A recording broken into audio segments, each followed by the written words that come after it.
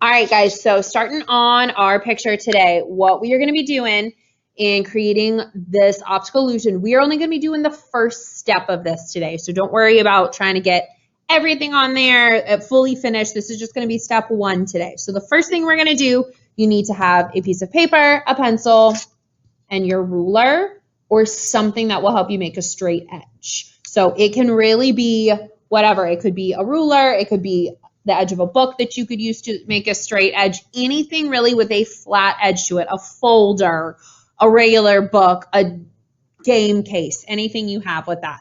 So what we're going to do here is I'm going to lay my arm down on my piece of paper. I want to make sure my arm is coming off the edge of the paper because I'm actually going to trace over that.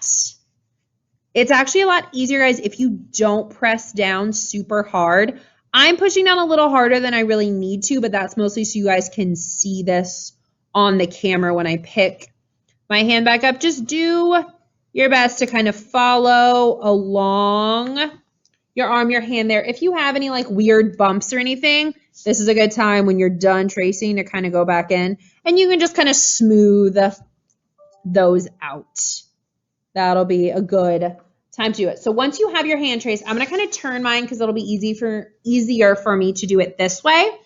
And this is where you're going to use your straight edge. So at this point, I'm going to use my ruler, my book, whatever I'm using to help me create straight lines. And if you don't have anything to help you, you can do it without the help of it. Just be really careful and pay attention. And I'm going to be drawing a straight line on either side of my hand. So I'm going to kind of skip over where my hand is. It's kind of like I have a striped piece of paper and my hand is laying on top of it. I should not be able to see the stripes through my hand. My hand should really go in front of that. So I'm going to keep going through and tracing those lines.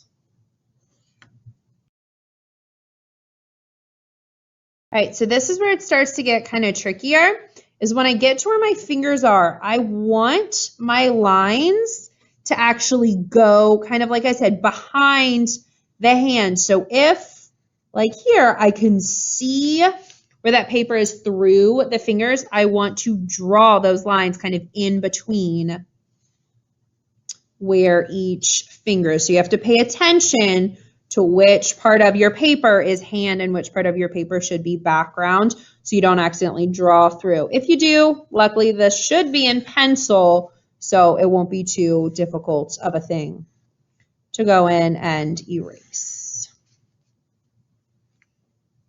But we're trying to keep that hand completely open right now, so nothing drawn inside of the hand, only behind.